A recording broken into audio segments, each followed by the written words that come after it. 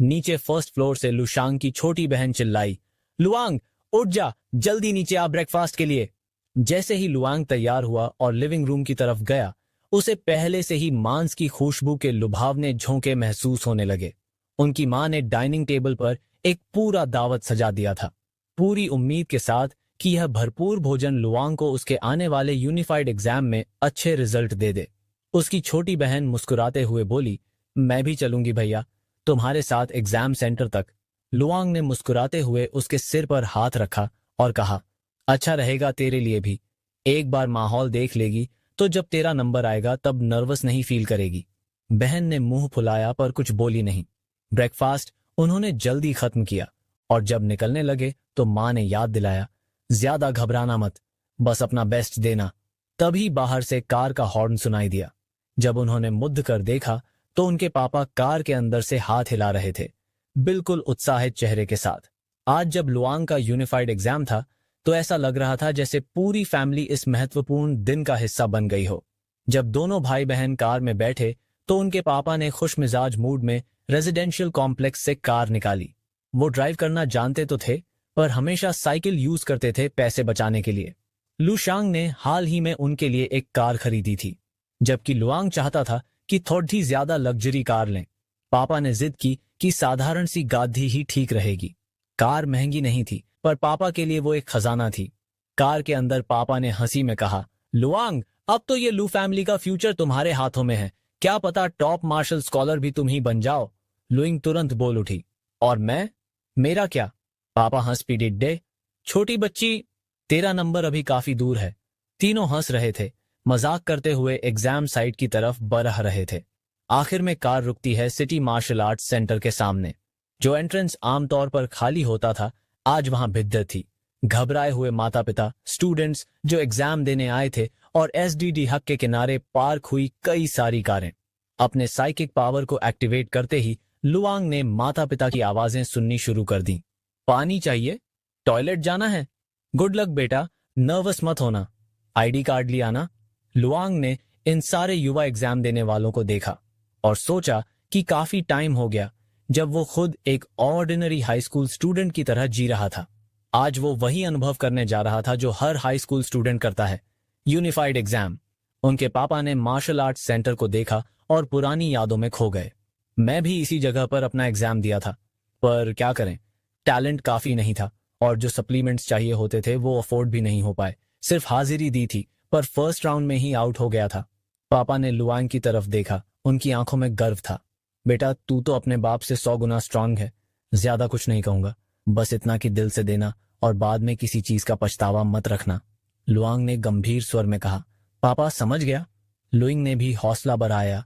चांद best of luck, पापा और मैं बाहर वेट करेंगे। लुआंग मुस्कुराया, दोनों से विदा लिया और अकेले एंट्रेंस की तरफ बढ़ गया। वो लाइन में लगा आईडी चेक करवाने के लिए और उसे एक नंबर मिला। जैसे ही वो पीली लाइन पार करता है उसके पीछे दूसरों की आंखों में उम्मीद के जज्बात दिखाई देने लगे। ऐसा लग रहा था जैसे हजारों स्टूडेंट्स एक साथ एंट्रेंस की तरफ बढ़ रहे हों। Grand martial arts unified examination आधिकारिक तौर पर शुरू हो गया था। लुआंग महसूस कर पा रहा था कि उसके आसपास के एग्जामिनी बहुत ज्यादा नर्वस हैं। White Lake City martial art centre, जिसमें एक समय में 1 लाख लोग समा सकते हैं, उसे अब छोटे छोटे इंडिविजुअल रूम्स में बांट दिया गया था। हर एक रूम में 2 डिवाइस थे, एक ब्लड एनर्जी लेवल मापने के लिए और दूसरा कॉम्बैट स्ट्रेंथ गेज करने के लिए। स्टूडेंट्स की लंबी लाइन लग चुकी थी।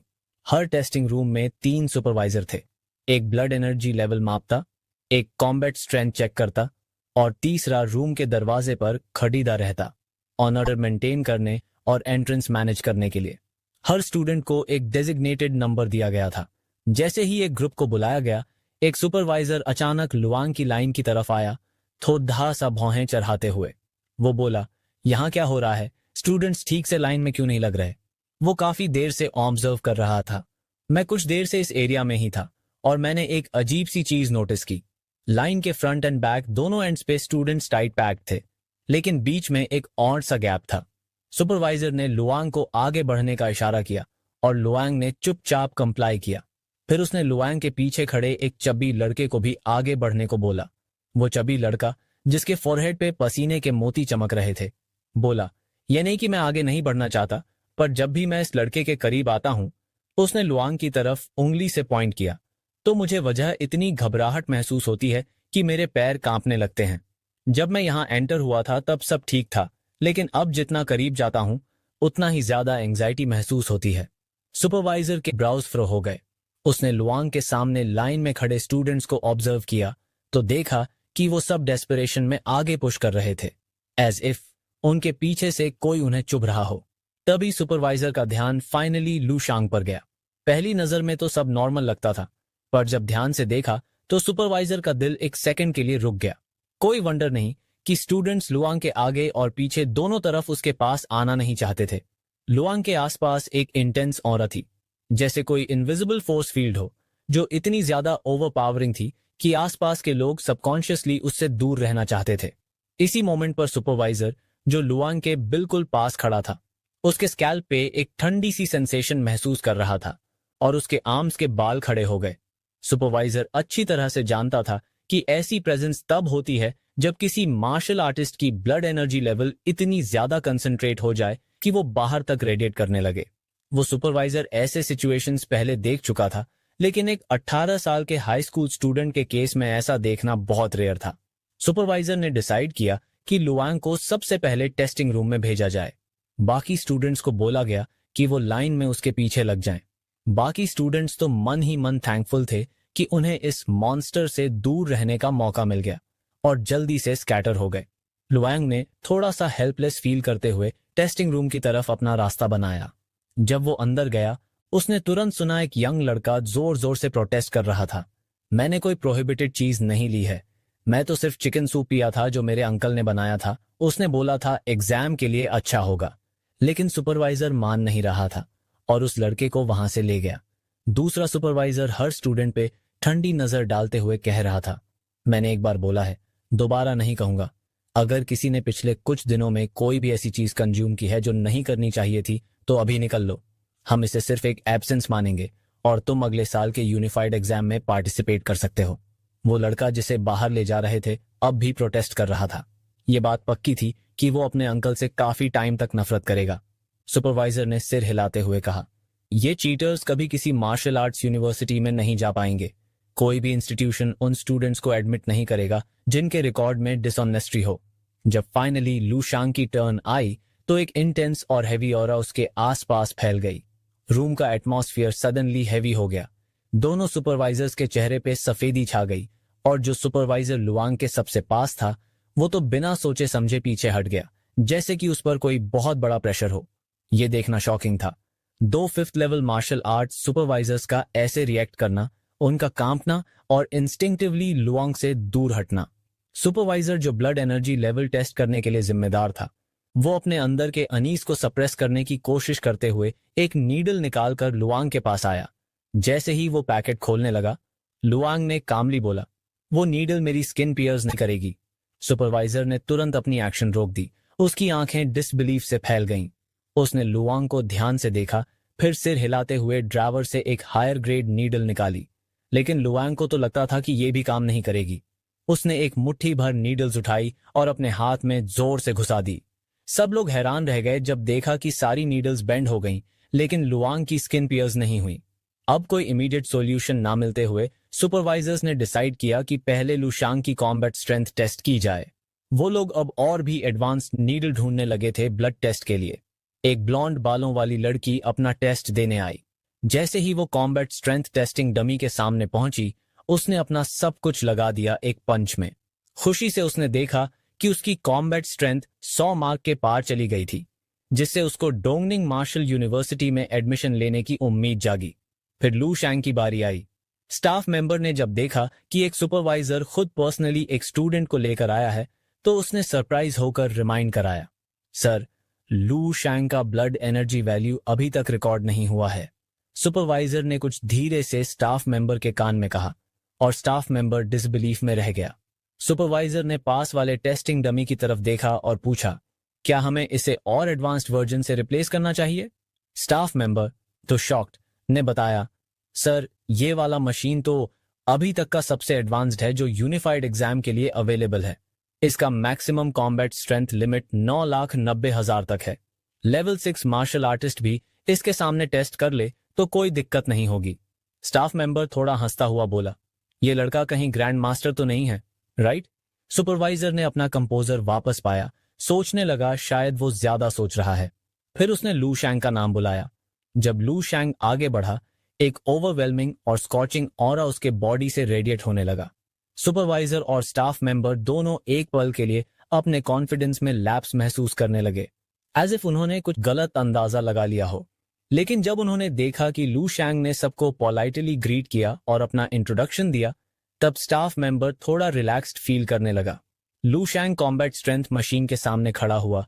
उसने एक गहरी सांस ली। ऐसा लग रहा था जैसे मोल्टन लावा आइस की लेयर के नीचे फ्लो कर रहा हो। लू शैंग थोड़ा टाइम ले रहा था। देख के स्टाफ मेंबर ने थोड़ा टिमिडली पूछा, आर यू रेडी? लू शैंग ने एक और गहरी सांस ली, अपनी साइकिक पावर को चैनल किया और स्विच किया फ्लेम ब्रीडिंग टेक्निक में, द डिवाइन प्लूटो टेक्निक, ताकि अपनी ब्लड एनर्जी लेवल एम्पलीफाई कर सके। सुपरवाइजर के प्यूपिल्स शार्पली कॉन्ट्रैक्ट हो गए, एज इफ उसने लू शैंग के रिफ्लेक्शन में कुछ देख लिया हो। दोनों देखते रह गए, मान ही नहीं पा रहे थे कि ये सिर्फ एक हाई स्कूल स्टूडेंट है जो यूनिफाइड एग्जाम दे रहा है। आखिर में लू शैंग ने अपना अल्टीमेट मूव अनलीश किया। सबसे पहले the first stage of the perfect martial path, फिर 20 गुना स्टेलर वेयर फोर्स एक्टिवेट किया, एंड लास्ट में द ग्रैंड मास्टर टेक्निक 10 पुत्र आकाश में।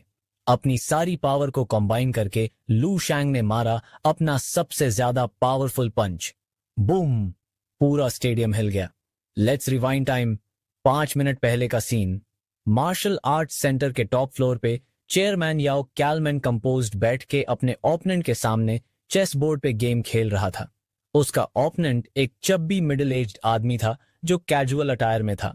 चेयरमैन याओ ने मुस्कुराते हुए कहा, चेकमेट। चेयरमैन याओ इस साल white Lake city unified exam के इंचार्ज हैं। वो एक नियर बाय सिटी के मार्शल आर्टिस्ट्स एसोसिएशन के चेयरमैन भी हैं। चीटिंग प्रिवेंट करने के लिए एक अलग सिटी के चेयरमैन को बुलाया गया था ताकि वो एग्जाम ओवरसी कर सके। वो चब्बी आदमी white Lake city education bureau के डायरेक्टर लू थे। वो बोर्ड को घूरते हुए थोड़ा कंफ्यूज्ड थे, फिर थोड़ा हंस के बोले, आज मैं 7वीं बार हार गया हूं।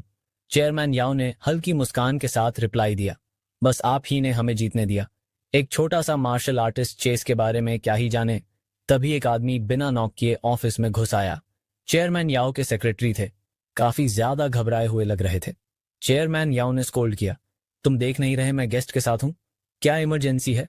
सेक्रेटरी ने हिचकिचाते हुए बताया कि सर, व्हाइट लेक सिटी का एक एग्जामिनी ब्लड एनर्जी टेस्ट वाली नीडल तोड़ दिया है और सुपरवाइजर चाहते हैं कि और भी एडवांस नीडल भेजी जाए। चेयरमैन याओ ने फोन किया, क्या हर एग्जाम साइट पे ऑलरेडी हाई ग्रेड नीडल्स नहीं दी गई थी? टूट गई तो एक और दे दो, इसमें रिपोर्ट करने वाली क्या बात है? सेक्रेटरी ने हेजिटेशन के साथ ऐड किया, सर, जो नीडल टूटी है वो हाई ग्रेड थी। पूरे रूम का माहौल सडनली टेंस हो गया। इस बात का मतलब सब पे क्लियर होने लगा। चेयरमैन याओ के हाथ में जो चेस पीस था वो उसने दबा के क्रश कर दिया, चूर चूर हो गया। वहीं डायरेक्टर लू जो चुपचाप सुन रहे थे, उनके चेहरे पे भी शॉक की एक्सप्रेशन थी। High grade blood extraction needle student ने तोड़ दिया। जैसे ही ये हुआ, वो स्टूडेंट खड़ा हो गया और अपनी सेक्रेटरी को इंस्ट्रक्शन दी, advanced grade blood extraction needle ले आओ, और हाँ, उस एग्जामिनी का रिकॉर्ड भी लाना। सेक्रेटरी, जो पहले से सब कुछ रेडी करके बैठी थी, तुरंत पेपर वर्क ले आई। चेयरमैन याओ ने जैसे ही फाइल देखी, उसने पढ़ना स्टार्ट किया। पढ़ते पढ़ते उसने ऊपर देखा, डायरेक्टर लियू की तरफ, जिनके चेहरे पर अब एक खुशी की चमक थी। फिर चेयरमैन याओ ने हल्की सी मुस्कुराहट के साथ बोला, कॉन्ग्रेचुलेशंस डायरेक्टर लियू। चाहे डायरेक्टर लियू ने मोडेस्ट बनने की कोशिश की, लेकिन उनका चेहरा खुशी से चमक रहा था। दोनों को पता था high grade blood extraction needle का टूटना क्या सिग्निफाई करता है। इसका मतलब है कि ये स्टूडेंट शायद provincial top martial arts scorer बनने के लायक है, शायद नेशनल लेवल तक भी। रिकॉर्ड को देखते हुए 18 साल का 4th लेवल से ऊपर का मार्शल आर्टिस्ट चेयरमैन याओ थोड़ा ओवरवेलम्ड महसूस कर रहा था। डायरेक्टर लियू थोड़ा हंसा, अपना गोल सा पेट पकड़ के एक ब्राइट स्माइल के साथ बोला। चेयरमैन याओ ने उसके लफ्जों से कुछ सेंस किया, जैसे डायरेक्टर लियू ऑलरेडी सब जानता था। तब डायरेक्टर लियू आगे बढ़ा और थोड़ा मिस्टीरियसली बोला, चेयरमैन याओ, क्या आपको पता है हर साल ईस्टर्न मिलिट्री डिस्ट्रिक्ट में होने वाला military star selection? Chairman Yao ने हाँ में सिर हिलाया, फिर अचानक से कुछ रियलाइज किया। क्या इस साल का military star white Lake city से है? डायरेक्टर लियू की मुस्कुराहट और गहरी हो गई। पहली बार चेयरमैन याओ वाकई में हैरान दिखे। और ऑफ कोर्स उन्हें मिलिट्री स्टार सिलेक्शन के बारे में पता था। हर साल डोंगनिंग प्रोविंस एक प्रोडिजी ट्रेनिंग कैंप होस्ट करता था, स्पेसिफिकली इस सिलेक्शन के लिए। लेकिन इस साल उनके सिटी के प्रोडिजीज ट्रेनिंग कैंप में अर्ली एलिमिनेट हो गए थे। इस वजह से चेयरमैन याओ ने बाद में होने वाले मिलिट्री स्टार सिलेक्शन पर ज्यादा ध्यान ही नहीं दिया, और ये भी नहीं पता था कि कौन सी सिटी का प्रोडिजी जीता। दोनों ने एक दूसरे की तरफ देखकर हंसी शेयर की। ये सिर्फ प्रोविंशियल टॉप मार्शल स्कॉलर बनने का क्वालिफाई करना नहीं है, ये तो सीधा नेशनल मार्शल स्कॉलर बनने की रेस में डाल रहा है। चेयरमैन याओ के चेहरे पर अब एक औं का एक्सप्रेशन था, और उनकी आंखों में थोड़ी सी जलती सी झलक भी जब उन्होंने डायरेक्टर लियू की तरफ देखा। उनका हमेशा से यह सपना था कि एक दिन किसी top calibre martial arts prodigy से मिलने का मौका मिले, और अब जब मौका सामने था तो वो इसे हाथ से जाने नहीं देना चाहते थे। दोनों ने एक दूसरे की तरफ सिर हिलाया और नीचे एग्जाम साइट्स की तरफ निकल पड़े। तभी अचानक एक जोर का ब्लास्ट जैसा आवाज आया, जैसे कुछ फट गया हो या अर्थक्वेक जैसा कुछ फील हुआ हो। चेयरमैन याओ ने तुरंत उस डायरेक्शन में देखा। क्या ये कॉम्बैट स्ट्रेंथ एग्जाम साइट की तरफ से आवाज आई? उन्होंने तुरंत सस्पिशन के साथ डायरेक्टर लियू की तरफ देखा। दोनों तुरंत उस एग्जाम साइट की तरफ दौड़ पड़े। अंदर के सुपरवाइजर और स्टाफ मेंबर्स भी ब्लास्ट से हिल गए थे। फिर उन्होंने देखा एक एनर्जी वेव निकल रही थी उस जगह से जहां लू शांग ने अपना पंच मारा था। टेस्टिंग डमी का डिस्प्ले कोई वैल्यू शो ही नहीं कर रहा था, और मशीन एक अजीब सी चीख निकालने के बाद पूरी तरह से टूट गई। जो staff member combat strength testing का जिम्मेदार था, वो बस वहीं खड़ा रह गया, मुंह खुला का खुला, आंखें फटी की फटी। वो इक्विपमेंट 9,90,000 तक की कॉम्बैट स्ट्रेंथ मेजर कर सकता था, जो कि पीक लेवल 6 मार्शल आर्टिस्ट्स का लिमिट होता है। लेकिन अब वो मशीन एक ही पंच से पूरी तरह से खत्म हो गई थी। चेयरमैन याओ एक सीरियस एक्सप्रेशन के साथ रूम में एंटर हुआ और पूछा, ये क्या हुआ? सुपरवाइजर कुछ बोलने ही वाला था, लेकिन चेयरमैन याओ की नजर तो ऑलरेडी रूम के एक कोने में चली गई थी, जहां वो मशीन धुआं छोड़ रही थी, एकदम कबाड़ बन चुकी थी, और उसके सामने एक फाल्म सा यंग लड़का खड़ा था, जो थोड़ा सा घूमकर चेयरमैन की तरफ देख रहा था। तभी एक स्टाफ मेंबर आया, थोड़ा रोते हुए लू शांग की तरफ उंगली करके बोला, he is a grand master. Chairman Yao ने तुरंत सुपरवाइजर्स को बोला कि बाकी एग्जामिनीज को एवैक्यूएट करो, और जो स्टूडेंट्स बाहर वेट कर रहे थे उनसे बोला, थोड़ा सब्र करो। उसके बाद उसने अपनी सेक्रेटरी और सुपरवाइजर को बोला, तुरंत ले आओ। मार्शल आर्ट्स एसोसिएशन का master level combat strength testing dummy सामने था, और ये एम्फेसाइज किया गया कि उन्हें जितना जल्दी हो सके काम कंप्लीट करना है। जैसे ही उन्होंने टेस्टिंग साइट छोड़ा, चेयरमैन याओ ने अपने मन में सोचा, ये लड़का तो सच में एक्स्ट्रा ऑर्डिनरी है।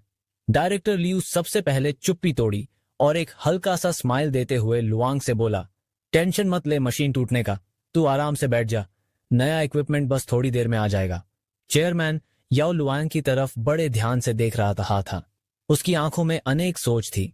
दूर से भी वो क्लियरली फील कर सकता था कि लुआंग से एक जबरदस्त ऑरा निकल रही है। ये चीज अनबिलीवेबल थी। मार्शल आर्ट्स एसोसिएशन का चेयरमैन होने के बावजूद और एक peak 6th level martial artist होते हुए भी उसे एक 18 साल के स्टूडेंट के सामने हल्का सा डर महसूस हुआ। हालांकि चेयरमैन याओ को पूरी तरह यकीन था कि लू शांग 6th लेवल मार्शल आर्टिस्ट से ऊपर है, फिर भी वो खुद वेरीफाई करना चाहता था। वक्त एक पल के लिए जैसे रुक गया था। सब लोग चुपचाप बैठे थे। तभी सुपरवाइजर दौड़ते हुए रूम में वापस आया, एक बड़ा सा बॉक्स खींचते हुए। कई लोगों की मदद से उन्होंने combat strength testing dummy set कर दिया।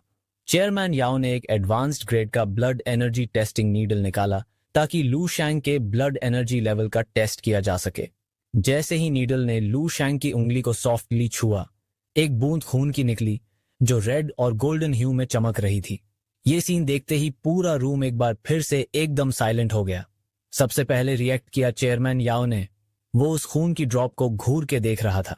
वो खून इतना डेंस था कि नीडल से चिपक गया था, एक चमकते हुए रेड पर्ल की तरह, सॉलिडिफाइड, और बिल्कुल भी डिफ्यूज नहीं हो रहा था। y'all श्योर ये हाइपर विस्कोसिटी नहीं है? हाँ। खैर, कहानी पे वापस आते हैं। Blood on for grand master, ये थॉट फ्लैश किया चेयरमैन याओ के दिमाग में। पर तुरंत उसने अपना सिर हिला दिया। चेयरमैन याओ ने खुद ग्रैंड मास्टर का खून देखा था, वो तो और भी ज्यादा सॉलिडिफाइड होता था। न सिर्फ डेंस बल्कि उसमें एक इंटेंस पावर होती थी जो इस ड्रॉप से काफी ज्यादा थी। इसलिए उसे यकीन था कि लुआंग अभी तक ग्रैंड मास्टर लेवल तक नहीं पहुंचा, लेकिन इतना तो क्लियर था कि लुआंग उस लेवल से दूर भी नहीं था। At the very least chairman Yao अब इस बात को मान चुका था कि लुआंग ने उसे काफी पीछे छोड़ दिया है।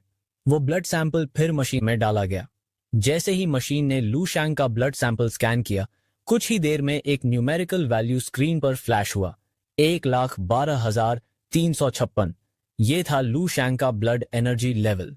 ये नंबर देखते ही डायरेक्टर लियू एकदम से आगे झुक गया, लगभग जंप करते हुए। उसकी आंखें स्क्रीन पे टिकी हुई थीं और उसका चेहरा शौक और खुशी से भरा हुआ था। वो अपनी आंखों पे यकीन नहीं कर पा रहा था। ब्लड एनर्जी वैल्यू एक्चुअली 1200 के ऊपर चली गई थी।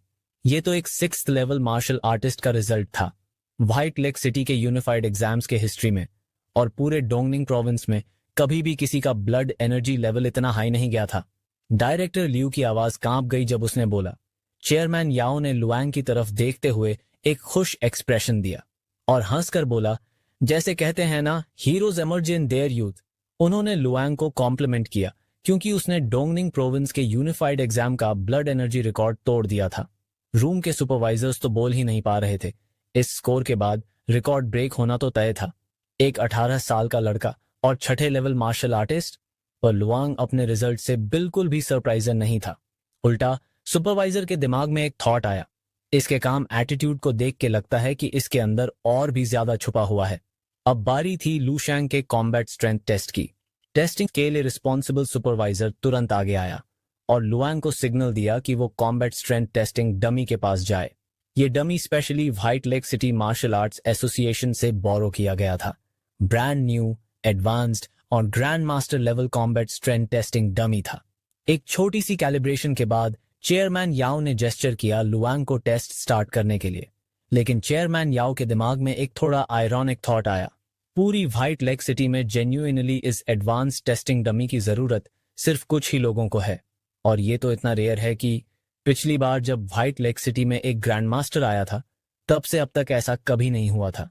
और अब ये इक्विपमेंट एक स्टूडेंट के यूनिफाइड एग्जाम के लिए यूज हो रहा था। चेयरमैन याओ एकदम स्पीचलेस था। उसके अंदर इमोशंस का एक तूफान चल रहा था, इतना ज्यादा कि वो खुद भी नहीं समझ पाया कि वो एग्जैक्टली फील क्या कर रहा है। लुआंग चुपचाप टेस्टिंग डमी के सामने खड़ा था। उसने गहरी सांस ली और उसके बॉडी का हर सेल अचानक जाग उठा। एक बार फिर उसने अपनी फुल पावर अनलीश कर दी। उसके हर मसल का हर इंच, उसके खून का हर ड्रॉप एक अजीब सी एनर्जी से भर गया था। अचानक वो फुल फोर्स में फट पड़ा। Flame breathing technique 20 fold, stellar technique, grand master technique, the suns in the sky. एक धमाकेदार एनर्जी वेव बाहर की तरफ घूमी जो पूरी जगह में गूंज गई। डायरेक्टर एल और सुपरवाइजर दोनों को वो एनर्जी वेव इतनी जोरदार लगी कि वो पीछे धकेल दिए गए, जैसे छोटे से लैम्ब्स हो जो एक बड़े तूफान के सामने बिल्कुल बेकार हो जाते हैं। लेकिन चेयरमैन याओ एक पहाड़ की तरह मजबूती से खड़े रहे। उनके कपड़े हवा में उड़ रहे थे, लेकिन उनका फोकस लुशांग पर था और उसके चेहरे पे छुपा हुआ शौक दिख रहा था। वो धीरे से बोले, ये ग्रैंड मास्टर की विल है। जिस चीज का वो सालों से पीछा कर रहे थे वो आज एक जवान लड़के में सामने आ गई थी। चेयरमैन याओ के लिए अपने इमोशंस एक्सप्रेस करना मुश्किल था। डायरेक्टर लियो खुद कोई हाई लेवल मार्शल आर्टिस्ट नहीं थे, लेकिन उन्हें पता था कि ग्रैंड मास्टर की विल होने का क्या मतलब होता है। ये साफ था ये लड़का फ्यूचर में जरूर एक 7th लेवल ग्रैंड मास्टर बनेगा। लुशांग का फ्यूचर अनडाउटेडली ब्राइट था। इस बार टेस्टिंग डमी नहीं टूटा, लेकिन उस पे एक बड़ा सा डेंट जरूर दिखाई दिया। जैसे ही एनर्जी डिसिपेट हुई, सबकी नजर स्क्रीन पर टिक गई। स्क्रीन पर नंबर्स अप डाउन होने लगे, फिर फाइनली सेटल हुए 1.26 मिलियन कॉम्बैट स्ट्रेंथ। रूम इतना शांत था कि एक पिन गिरने की आवाज भी सुनाई दे जाती। चेयरमैन याओ स्टिल स्पीचलेस था। लुआंग का ब्लड एनर्जी लेवल एक ग्रैंड मास्टर के बराबर था। उसके पास ग्रैंड मास्टर की विल थी और उसका कॉम्बैट स्ट्रेंथ भी ग्रैंड मास्टर लेवल पर पहुंच गया था। चाहे ब्लड एनर्जी लेवल थोड़ा सा कम हो, लेकिन वो quasi grand master title definitely deserve करता था। एक 18 साल का लड़का क्वासी ग्रैंड मास्टर, बिलीव कर सकते हो? चेयरमैन याओ ने कॉम्प्लेक्स एक्सप्रेशन के साथ लुआंग की तरफ देखा। जो शांत खड़ा था, अपने फिस्ट्स वापस खींचते हुए। अचानक जैसे उन्हें कुछ याद आया, उन्होंने पूछा, लुआंग, तुमने इनर फोर्स क्यों नहीं यूज किया? डायरेक्टर लिऊ को भी ये बात नोटिस हुई थी, तो उन्होंने भी वही सवाल किया। लू शांग ने बस अपना सिर हिलाया और उसके हाथ में एक गोल्डन लाइट चमकी जो तुरंत फेड हो गई।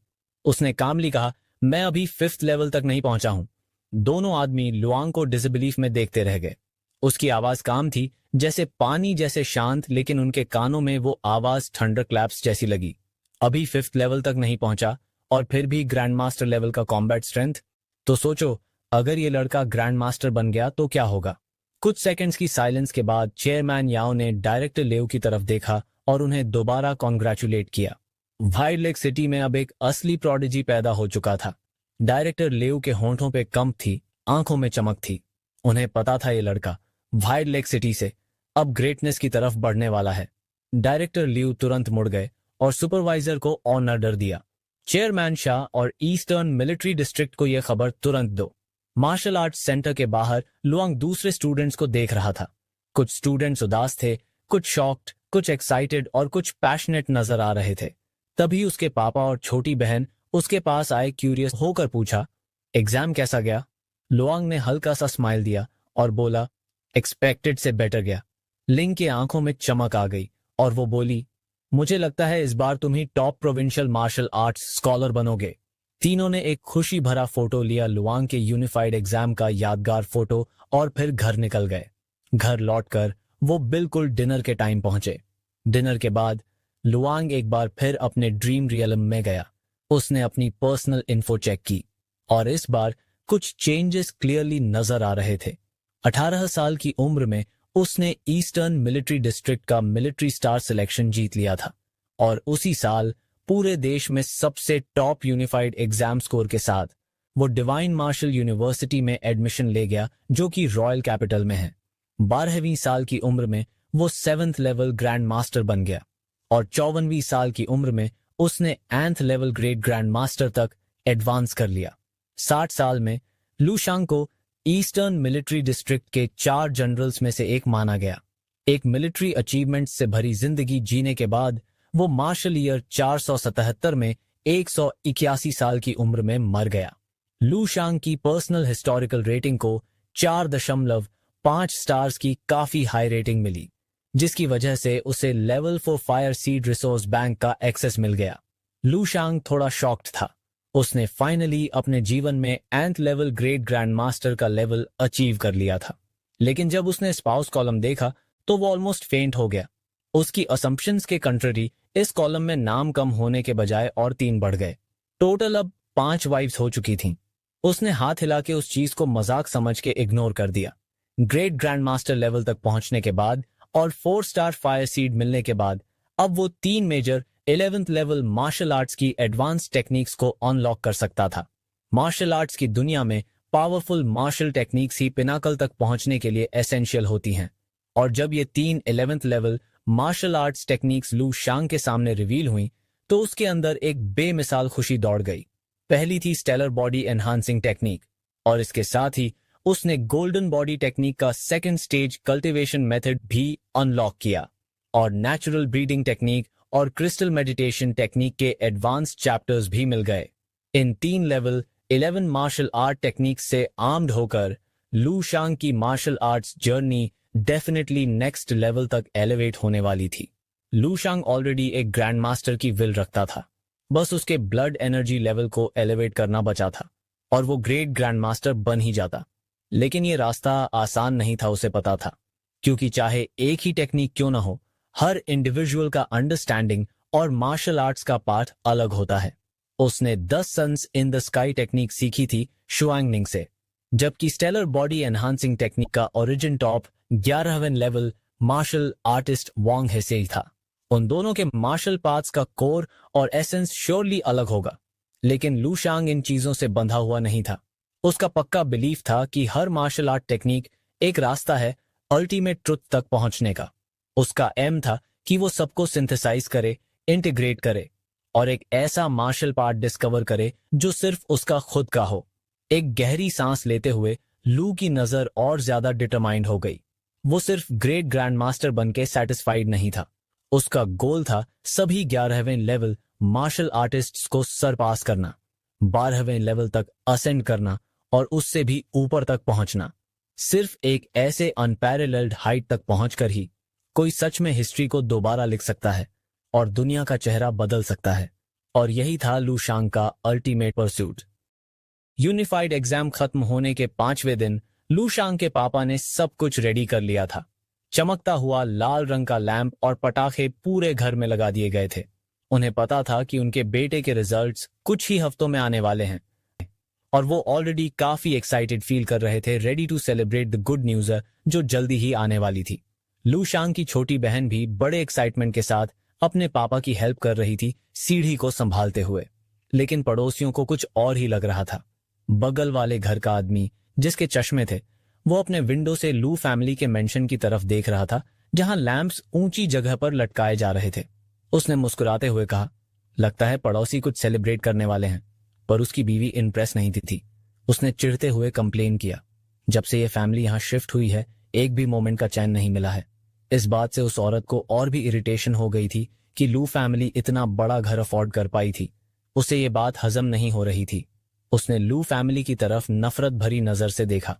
फिर उसके दिमाग में सुबह वाली बात याद आई जब लू शांग के पापा से एक टोकरी ऑरेंजेस की गिर गई थी।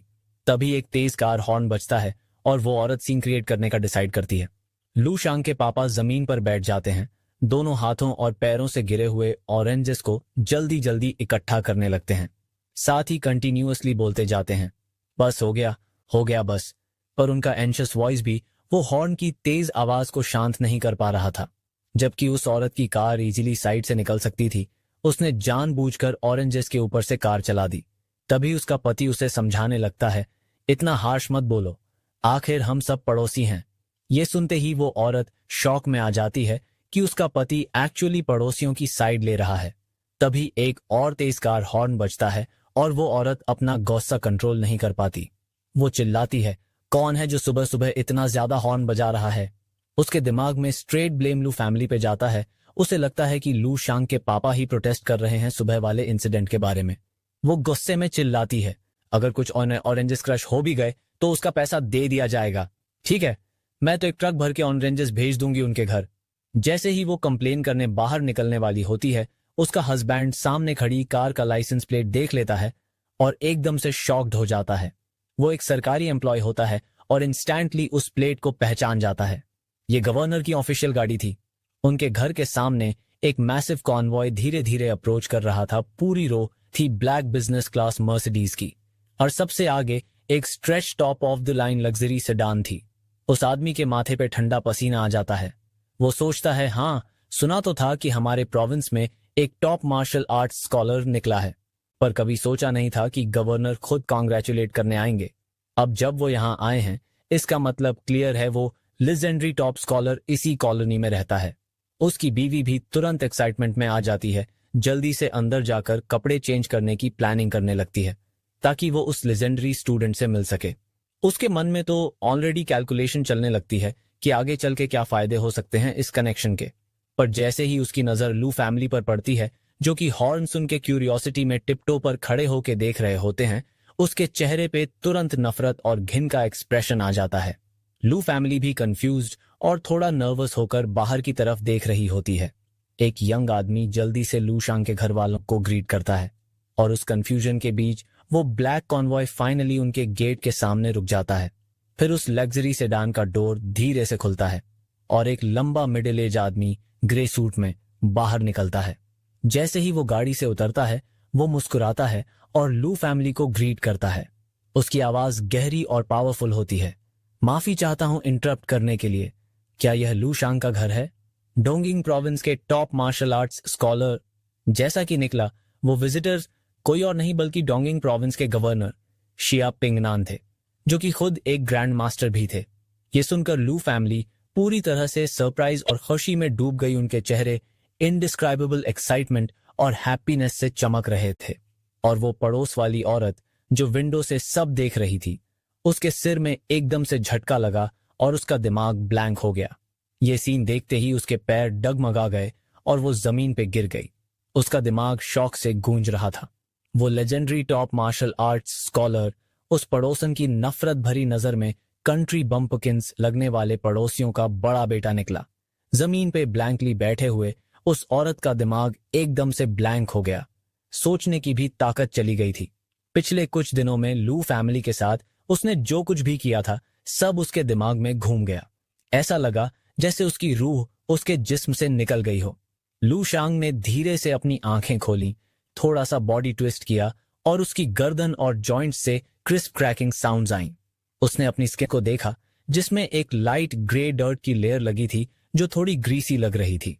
पहले जब उसने इमॉर्टल गोल्डन बॉडी टेक्निक का फर्स्ट स्टेज अचीव किया था तो उसके बॉडी से इम्प्योरिटीज निकालना मुश्किल हो गया था, लेकिन अब जब वो सेकेंड स्टेज में एंटर कर चुका था नए इम्प्योरिटीज बॉडी से निकलने लगे थे। इसका मतलब था कि लू शांग फिर से स्ट्रॉन्गर बन रहा था। फिर उसने डिसाइड किया कि एक क्विक शावर ले लेता हूं। नहाने के बाद लू शांग ने अपना बॉडी वाइप किया और बाथरूम से बाहर आया। उसने कैजुअली अपना फोन उठाया और चेक किया। उसमें हीप ऑफ अनरेड मैसेजेस थे। ज्यादा मैसेजेस उसकी छोटी बहन के थे। ब्रो, तुम अब कंट्री के नंबर 1 बन गए हो। तुम टॉप मार्शल आर्ट्स स्कॉलर बन गए हो। इसके बाद एक एक्साइटेड डांसिंग इमोजी। ब्रदर, इतने लोग आए हुए हैं हमारे घर, तुम अभी तक उठे क्यों नहीं? ब्रो, नीचे जल्दी आओ, बहुत लोग हैं यहाँ और एक ग्रैंड मास्टर भी। लू शांग तीसरा मैसेज देखते ही सरप्राइज हो गया। उसने तुरंत अपनी साइकिक पावर स्प्रेड की जो उसके रूम के सेंटर से निकलकर टाइडल वेव की तरह फैला। फर्स्ट फ्लोर के लिविंग रूम में कुछ अननोन लोग बैठे हुए थे। उनमें से एक आदमी ऐसा लग रहा था जैसे वो फ्लेम से बना हो। उसके पूरे बॉडी का ब्लड एनर्जी एक ब्लेजिंग फर्नेस की तरह था जो एंडलेस लाइट और हीट निकाल रहा था। उसके कंपैरिजन में बाकी मार्शल आर्टिस्ट्स चारकोल और डस्ट की तरह लग रहे थे, एक भड़कती आग के साइड में बिखरे हुए। तभी वो आदमी ऊपर देखने लगा और उसी वक्त उसने लू शांग को देख लिया।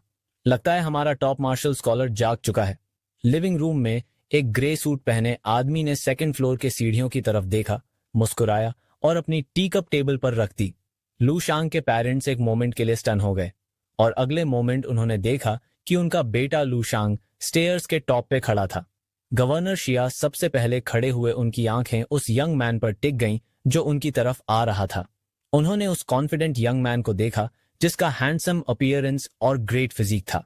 उसके वेट हेयर दिखाते थे कि उसने अभी अभी शावर कंप्लीट किया है। उसका चेहरा काम था और इंस्क्रूटेबल, जो उसकी उम्र के हिसाब से एक रेयर मैच्योरिटी और स्टेडीनेस दिखाता था। लेकिन गवर्नर शिया ने जो देखा वो सिर्फ बाहर से नहीं था। उनकी शार्प गेज में वो लड़का एक मॉर्निंग सन की तरह लग रहा था, धीरे धीरे उगते हुए। जब मिस्टर लू ने देखा कि उनका बेटा जाग गया है तो उन्होंने तुरंत अपने मेहमानों का इंट्रोडक्शन देना शुरू किया। और शिया पिंगनान डोंगिंग प्रोविंस के गवर्नर, 2 व्हाइट लेक सिटी के मेयर, 3 चेयरमैन शियाओ जिससे लू शांग पहले मिल चुका था। लू शांग ने हल्की सी नेक टिल्ट करके सिर हिलाया। गवर्नर शिया के पास गया, उनसे ग्रीटिंग एक्सचेंज किया और फिर मेयर और चेयरमैन शियाओ से भी हाथ मिलाया। हैंडशेक के बाद गवर्नर शिया और गेस्ट्स वापस अपनी सीट पर बैठ गए। फिर गवर्नर शिया ने बताना शुरू किया कि उनका ये अनअनाउंस्ड विजिट सिर्फ इसलिए था क्योंकि वो लू शांग को पर्सनली कॉन्ग्रेचुलेट करना चाहते थे कि उसने इस साल के नेशनल यूनिफाइड एग्जाम में टॉप पोजीशन हासिल की है और वो टॉप मार्शल स्कॉलर बन गया है। चाहे रिजल्ट के आने में अभी भी 2 हफ्ते बाकी थे, लेकिन गवर्नर शिया ने ये अश्योरेंस दिया जो रिजल्ट्स थे वो लगभग फाइनलाइज हो चुके थे। सिर्फ एक चीज बाकी थी, रैंकिंग। लेकिन लू शांग का पोजीशन पहले से ही तय हो चुका था। बिना किसी डाउट के लू शांग इस साल का टॉप मार्शल स्कॉलर था। एकेडमिक स्कोर के बिना भी गवर्नर शिया को पूरा भरोसा था कि लू शांग ने उनका नेशनल यूनिफाइड एग्जाम का रिकॉर्ड तोड़ दिया है। गवर्नर शिया ने बताया कि उन्हें सुबह सुबह यह खबर मिली और वो तुरंत यहां आ गए, बस इस उम्मीद में कि वो लू शांग से पर्सनली मिल सकें। वो डोंगनिंग प्रोविंस के इस गर्व लू शांग को कुछ डिजर्विंग रिवॉर्ड्स देना चाहते थे प्रोविंस की तरफ से। एक नजर में ही गवर्नर शिया ने अपने सेक्रेटरी को सिग्नल दिया, जो तुरंत आगे आया और कुछ आइटम्स लेकर आया। उन चीजों में से एक थी एक बैंक कार्ड जिसमें 50 मिलियन का अमाउंट था और दूसरी थी एक 400 स्क्वायर मीटर की रेसिडेंस जो डोंगनिंग प्रोविंस के सेंटर में लोकेटेड थी। चाहे वो लू शांग के करंट मेंशन के कंपैरिजन में कुछ भी ना हो, लेकिन ये गवर्नर शिया और प्रोविंस की तरफ से एक हार्टफेल्ट गिफ्ट था। गवर्नर शिया ने लू शांग की तरफ मुस्कुरा के देखा और पूछा, अब जब लू शांग एक 6th लेवल मार्शल आर्टिस्ट बन चुका है, क्या लू शांग ने डिसाइड कर लिया है कि वो कौन सी मार्शल आर्ट्स यूनिवर्सिटी ज्वाइन करेगा? लू चिंग, जो अपने भाई के पीछे खड़ी थी, वो सुनते ही शॉक्ड रह गई गवर्नर शिया की बात सुन के। वो लू शांग की तरफ देखती रही जैसे उसका भाई कोई मॉन्स्टर हो। यकीन ही नहीं हो रहा था कि उसका भाई ऑलरेडी 6th लेवल तक पहुंच चुका है। लू शांग ने सिर हिला के हाँ बोला। उसने डिसाइड कर लिया था कि वो रॉयल कैपिटल में किसी डिवाइन मार्शल यूनिवर्सिटी में एडमिशन लेगा।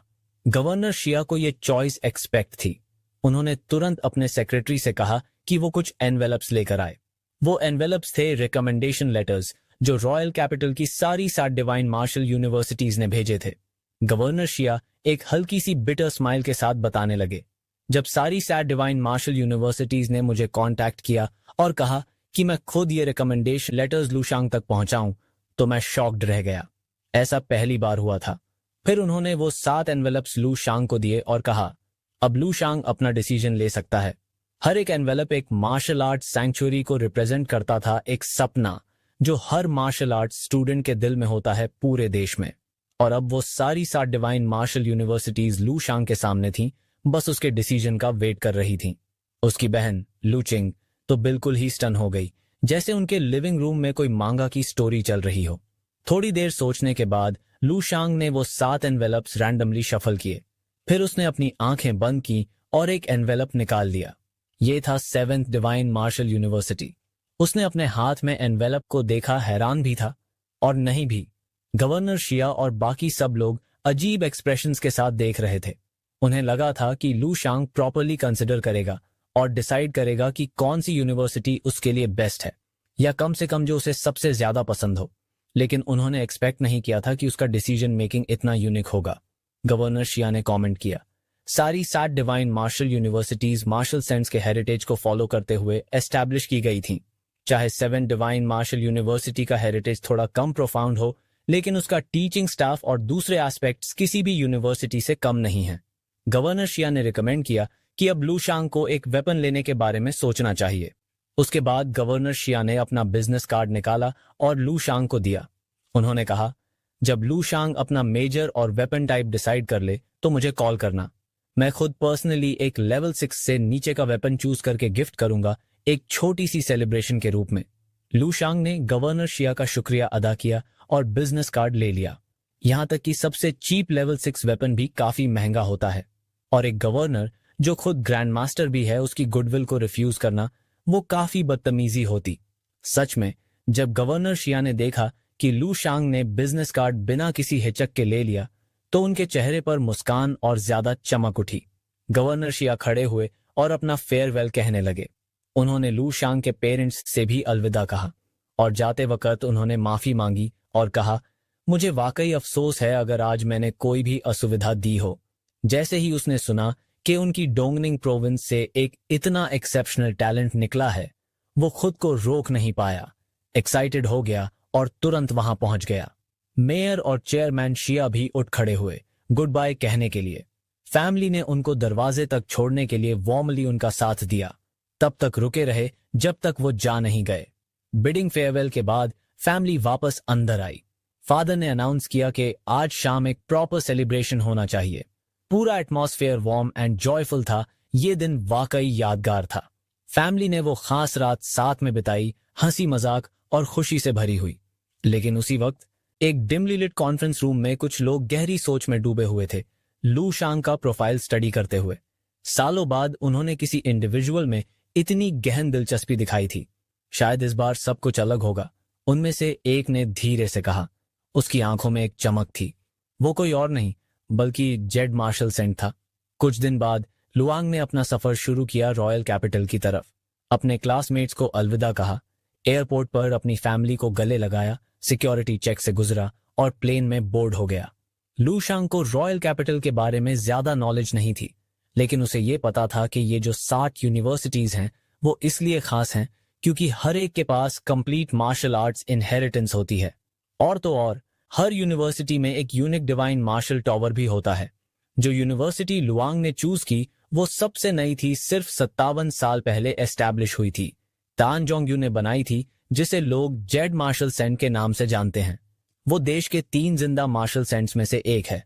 सिर्फ थोड़ा सा ज्यादा देन 100 साल का, और अभी भी अपनी लाइफ के प्राइम फेज में है। अब भी उसे एक यंग मार्शल सेंट माना जाता है क्योंकि मार्शल सेंट्स आसानी से 300 साल तक जी सकते हैं। आम लोगों के कंपैरिजन में वो तो किसी लेजेंडरी इमॉर्टल जैसे ही होते हैं। उनके देश के इतिहास में टोटल 9 मार्शल सेंट्स पैदा हुए हैं, जिसमें से ज्यादातर फर्स्ट 150 ईयर्स में आए, जब मार्शल आर्ट्स का जमाना फुल प्रॉस्पेरिटी में था। अपॉर्चुनिटीज थी, इंस्पिरेशन थी और मार्शल टैलेंट्स का वेव चल रहा था।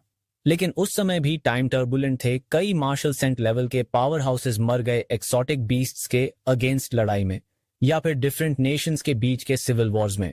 लुआंग ने अपनी हिस्ट्री क्लास में पढ़ा था कि मार्शल आर्ट्स एरा के फर्स्ट सेंचुरी में उनका देश और एक और nation world martial arts leader का टाइटल पाने के लिए लड़ रहे थे। कई मार्शल आर्टिस्ट्स बैटलफील्ड में भेजे गए और कुछ मार्शल सेंट्स भी इस वॉर में गिर गए। ये बैटल उन दिनों की सबसे ट्रैजिक और हार्ट ब्रेकिंग लड़ाइयों में से एक थी। दुखद बात यह थी कि कई महान टैलेंट्स बैटलफील्ड पर एक्सोटिक बीस्ट से नहीं मरे, बल्कि अंदरूनी झगड़े और स्ट्राइफ की वजह से चले गए, जो वाकई में एक लाजवाब लॉस था। जहां तक उस बैटल के आउटकम की बात है, शायद उसे ना ही छेड़ना बेहतर होगा। टैन जोंग्यू, जो उस वक्त पैदा भी नहीं हुए थे, के अलावा 2 और एग्जिस्टिंग मार्शल सेंट्स भी हैं जो उस महायुद्ध से जिंदा बचे। टैन जोंग्यू के बारे में तो लुआंग ऑलरेडी काफी कुछ जानता था। वो सिर्फ एक मार्शल सेंट नहीं, बल्कि 7th सेंट मार्शल यूनिवर्सिटी के प्रिंसिपल भी हैं। लेकिन लुआंग को सबसे ज्यादा जो चीज इंट्रीग करती है वो है डिवाइन मार्शल टॉवर, जो उन 7 यूनिवर्सिटीज में से हर एक में होता है। कहा जाता है कि ये डिवाइन मार्शल टॉवर हर मार्शल सेंट के अलग अलग जिंदगी के फेजेस को परफेक्टली रेप्लिकेट करता है। ये मार्शल आर्ट्स और टेक्नोलॉजी का सबसे बड़ा फ्यूजन माना जाता है, और अगर कोई इंसान कुछ स्पेसिफिक फ्लोर्स को क्रॉस कर जाए तो उसके पास एक मार्शल सेंट से मिलने का मौका होता है, और शायद वो उसे अपना डिसाइपल भी बना ले। लेकिन लुआंग को किसी भी मार्शल सेंट का डिसाइपल बनने में खास इंटरेस्ट नहीं था, क्योंकि उसके ड्रीम रियलम में ऑलरेडी 10th और 11th लेवल मार्शल आर्टिस्ट्स की इनहेरिटेंसेस मौजूद थीं, जिसे उसने अब तक प्रॉपरली प्रैक्टिस भी नहीं किया। तो फिर वो क्यों केयर करेगा किसी 9वें लेवल मार्शल सेंट की इनहेरिटेंस के लिए? अगर देश की मार्शल आर्ट्स प्रोडिजी टैलेंट्स के लिए जो मैंडेटरी यूनिवर्सिटी क्रेडिट रिक्वायरमेंट्स हैं वो नहीं होते, तो लुआंग सीधा ईस्टर्न मिलिट्री डिस्ट्रिक्ट ज्वाइन कर लेता और बैटलफील्ड में घुस जाता। लुआंग ने अंदर ही अंदर एक ठंडी सी सांस भरी, लेकिन इसके अलावा कोई और ऑप्शन भी तो नहीं था। देश के रूल्स काफी सख्त हैं। ऐसे लोगों को बैटलफील्ड पे जाने की इजाजत नहीं होती, जैसे लू शांग, क्योंकि किसी प्रोडिजी को इतनी जल्दी खो देना एक बड़ी हानि हो सकती है। ऐसे इंडिविजुअल्स को पहले यूनिवर्सिटी में ट्रेनिंग और रिलेवेंट प्रोफेशनल नॉलेज लेना मस्ट होता है मिलिट्री ज्वाइन करने से पहले। ये एक तरीके का इनडायरेक्ट प्रोटेक्शन माना जा सकता है उन एलीट ह्यूमंस के लिए, ताकि अननेसेसरी लॉसेस अवॉइड किए जा सकें। लेकिन लू शांग के लिए ये सब मैटर नहीं करता। उसका मेन गोल है कि वो जल्दी से अपनी स्टडीज कंप्लीट करे और डिवाइन मार्शल यूनिवर्सिटी से ग्रेजुएट हो जाए।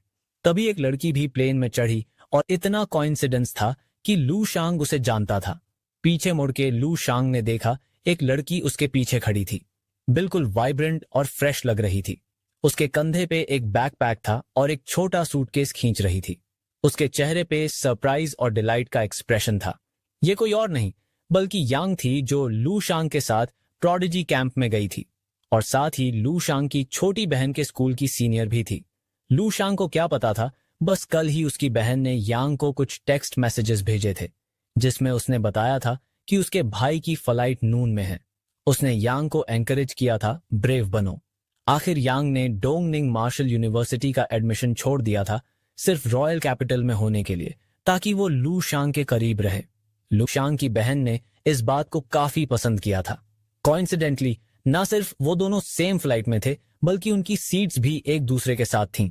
लू शांग मोमेंटरीली स्टन रह गया जब उसने यांग को बोर्डिंग पास दिखाते देखा। उसने एक्सपेक्ट नहीं किया था कि यांग भी रॉयल कैपिटल जा रही है, और उससे भी ज्यादा ये कि वो दोनों एक साथ ट्रैवल कर रहे हैं।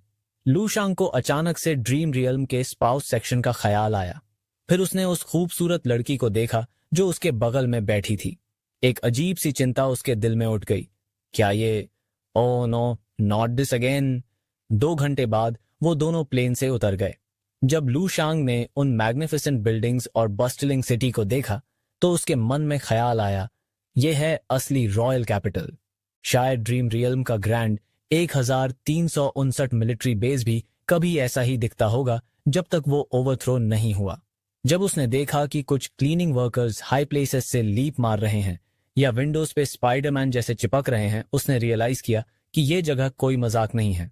थोड़ा सोचने के बाद लू शांग ने डिसाइड किया कि वो यांग को उसके यूनिवर्सिटी तक अकंपनी करेगा। उससे थोड़ा सरप्राइज हुआ, यांग डिवाइन मार्शल यूनिवर्सिटी में तो सिलेक्ट नहीं हुई, लेकिन उसकी टैलेंट से डोंगनिंग मार्शल यूनिवर्सिटी में एडमिशन मिलना कोई मुश्किल बात नहीं थी। तो फिर उसने रॉयल कैपिटल आके जिंग मार्शल यूनिवर्सिटी क्यों चुनी? दोनों यूनिवर्सिटीज के बीच काफी डिफरेंस है। खैर, सिंस वो दोनों सेम सिटी से हैं, तो एक दूसरे का ख्याल तो रखना चाहिए। लूशांग ने उसके हाथ से एक सूटकेस लिया और आगे चल दिया, planning to help Yang with her registration before reporting to divine martial university himself. जब लूशांग उसके साथ चल रहा था, यांग के दिल की धड़कन इनएक्सप्लिकेबली तेज हो गई। उसने सोचा, लग रहा है जैसे हम दोनों कपल हैं जो साथ में स्कूल स्टार्ट कर रहे हैं। यांग चुपचाप लूशांग के पीछे पीछे चलती गई। वो दोनों जल्दी ही जिंग मार्शल यूनिवर्सिटी के फ्रंट गेट पे पहुंच गए। वहां कुछ 20s के यंग मैन नए स्टूडेंट्स को ग्रीट कर रहे थे। जैसे ही लूशांग और यांग स्कूल गेट पे दिखे, वो दोनों यंग मैन तुरंत अपनी बातचीत छोड़ के उन दोनों की तरफ देखने लगे। उनकी आंखों में चमक आ गई जब उन्होंने यांग को देखा। दोनों तुरंत यांग की तरफ चले आए। एक काफी बर्ली था, टैंक टॉप पहना था और अपनी बाइसेप्स दिखा रहा था। दूसरा ब्लॉन्ड हेयर वाला था, लंबा और पतला।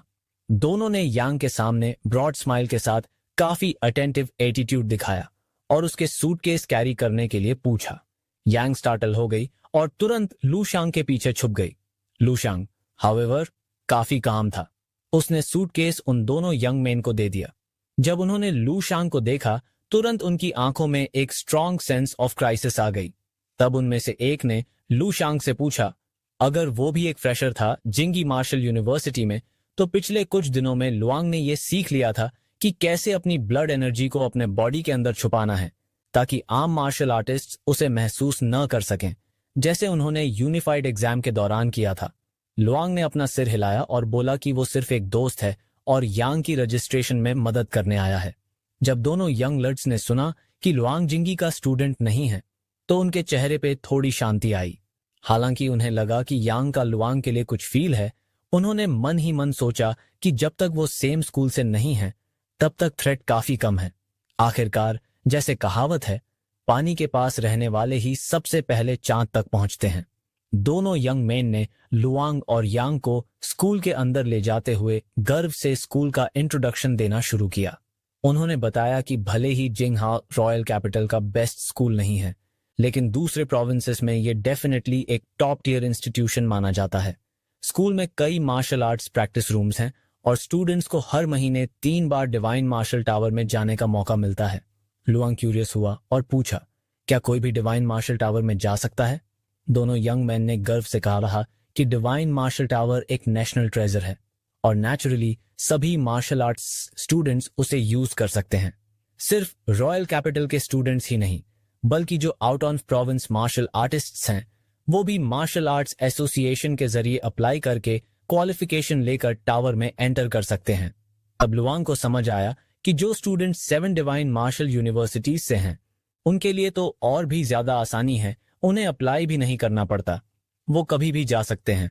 ब्लॉन्ड यंग मैन ने फिर मुस्कुराते हुए यांग से कहा कि अगर किसी ने उसे स्कूल में तंग किया तो स्कूल के लोग उसके लिए स्टैंड लेंगे, लेकिन उसने वार्न किया, कभी भी 7 डिवाइन मार्शल यूनिवर्सिटीज के स्टूडेंट्स को प्रोवोक मत करना। लुआंग ने क्यूरियोसिटी से पूछा, क्यों? क्योंकि फिर से लुआंग बोल रहा था। ब्लॉन्ड लड़का थोड़ा अनॉयड हो गया और इम्पेशेंटली बोला, बिकॉज उन यूनिवर्सिटीज के स्टूडेंट्स सब क्रेजी होते हैं। उन्हें तो फर्स्ट डे ऑफ क्लास से ही एक्सोटिक बीस्ट्स के साथ कॉम्बैट करने के मिशंस मिलते हैं। लुशांग तो अपनी मार खा लेगा अगर किसी ऐसे स्टूडेंट से भिड़ गया तो। ब्लॉन्ड लड़का लुआंग की तरफ इम्पेशेंटली देखता है और पूछता है, गॉट इट? लुआंग ने हल्का सा स्माइल दिया और सिर हिला दिया। इस पॉइंट तक ग्रुप एनरोलमेंट एरिया तक पहुंच चुका था। लुआंग ने यांग को ड्रॉप करने के बाद वापस जाने की तैयारी की और उससे कहा कि अगर कुछ चाहिए हो तो वो फोन कर सकती है। यांग ने हाथ हिलाकर लुआंग को अलविदा कहा और उसके जाते हुए फिगर को देखती रही। ब्लॉन्ड यंग मैन को लगा कि लूशांग थोड़ा ज्यादा ही एरोगेंट है। जो बर्ली लड़का उसके साथ था, उसने भी अपना डिस्कंटेंट दिखाया। ब्लॉन्ड लड़का जब यांग का लगेज उठाकर मदद कर रहा था, तब उसने पूछा, वैसे तुम्हारा फ्रेंड किस यूनिवर्सिटी में एनरोल होने जा रहा है? जब लुआंग उसके साथ नहीं था, यांग का एक्सप्रेशन इंस्टेंटली ठंडा हो गया। उसने उन दोनों यंग मैन की तरफ देखा और इंडिफरेंट टोन में बोली, 7th डिवाइन मार्शल यूनिवर्सिटी। दोनों कुछ पल के लिए स्टन हो गए। यांग ने थोड़ा अपना चेस्ट उठाया, उसकी आंखों में एक चमक थी, और अपना लगेज उठाते हुए थोड़ा प्राउड टोन में बोली, वो व्हाइट लेक सिटी से आया है, उसका नाम है लुशांग। दोनों यंग मैन यांग की बात सोचने लगे और अचानक जैसे ही उन्हें कुछ समझ आया, उनकी आंखें फैल गईं और उनके बॉडीज थोड़ा कांपने लगे। इस साल के नेशनल यूनिफाइड एग्जाम का टॉप स्कॉलर लुशांग।